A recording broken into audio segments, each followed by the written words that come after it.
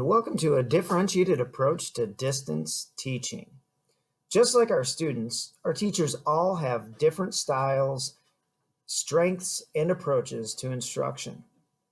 This video can serve as a guide to help you get started with distance learning.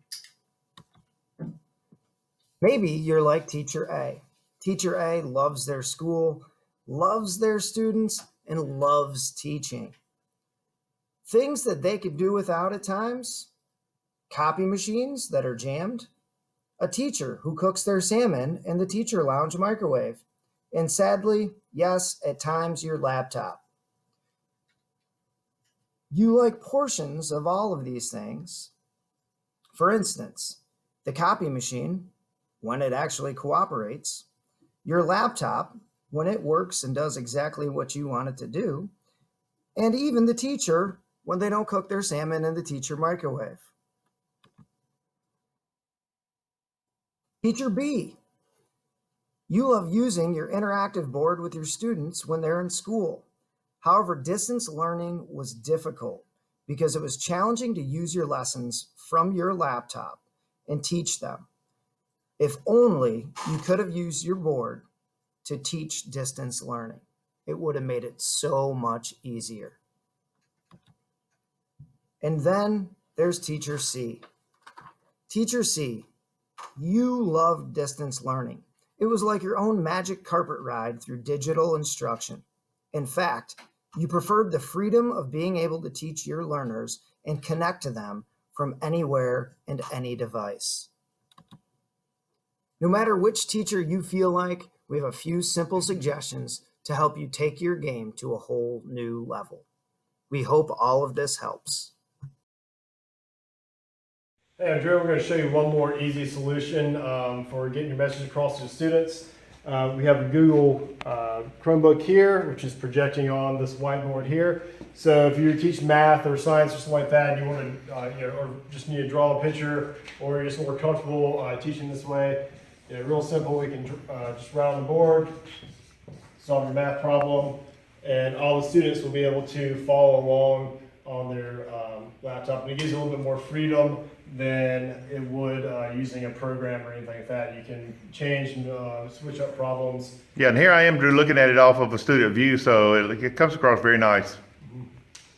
So that's one more option for you that's simple to use. All right, this is Keith, Mark, and Drew, and we're going to try to show you a setup for the kind of things that you can do with your board, even if you don't have a lot of the technical equipment. So let's go ahead. Mark, take it away. So essentially what you're going to need is basically two pieces of equipment in your classroom. This first setup is my teacher laptop. So this is my Georgetown County School District teacher laptop. It is not connected to anything other than my board and obviously the internet. On this, I do not have Google Meet or anything like that signed up. I just have the resources that I would typically teach with. Okay. On this device right here, you're going to see that this is a student Chromebook or a teacher Chromebook, and I've got this set up on this, and I'll show you exactly what I did. I logged into my Google Classroom as a teacher, and I came right here to our Google Meet. When I clicked on our Google Meet, I then joined as a teacher.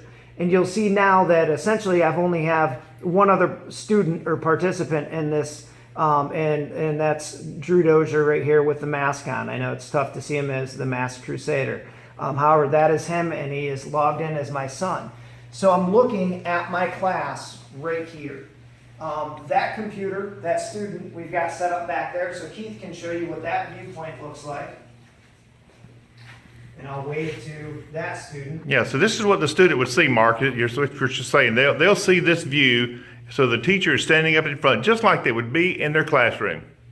And I'm going to start with the easiest part of this. Let's say you're a teacher and all you have is a whiteboard.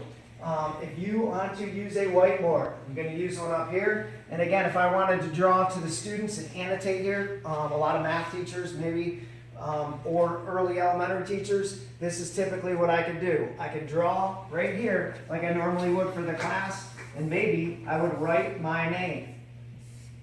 I did have the best handwriting in 3rd grade, believe it or not. So again, you'll see that I can write on this, annotate anything I want to, and the student is going to see that. So if I had a read aloud that I wanted to do, interactive read aloud, I could read a book and just talk right in front of this computer like it is my normal classroom setup. And again, you can see this right here. Keith is back now at Drew's student computer, so he can see that.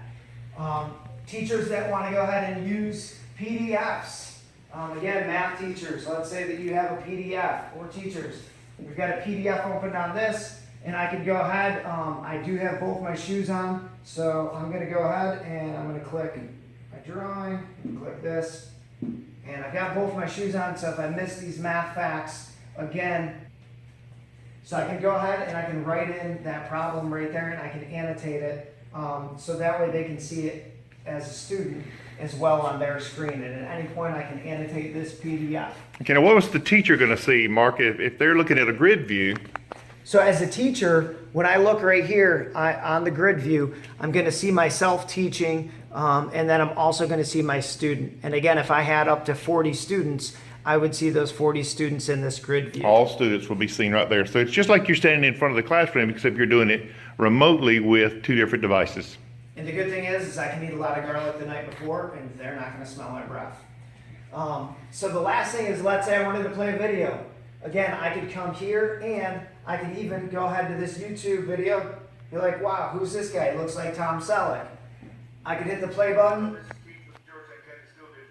And again, that student is going to hear this video from my board if this is how I'm comfortable doing it. I can also share this through Google Classroom and get to that point. However, at this point, we wanted to show you the very basics. If you're used to clicking and touching this and projecting out to a class this way, it's going to take two devices, your teacher laptop and essentially a Google Chromebook setup where Google Meet is element. And it's that easy. So again, we want you to go ahead and see this and understand that everybody can go ahead and do this. If you're someone super tech savvy, you can forget all about this because you can probably control everything from right behind there. One more thought. I could record my mini lesson. The way that that's going to happen is, once I'm in Google Meet, you'll notice I come right down here to these three dots as a teacher. It says More Options. I'll click on those More Options, and then it says Record Meeting. So before I start my mini lesson, I'll go ahead and hit that record, and then I can hit accept. I'll wait, and you'll notice that this record here in a second will begin. What's great about this is now I can begin my mini lesson. I can teach everything, and then at the very end of that mini lesson, I can come back down here. I can click on those three dots again, and now I can hit stop recording, and Google is going to send me, the teacher, a link to that recording inside of my Google Drive. So I can take that and I can post that in my class in case a student missed my class. They could then watch that mini lesson at a later time.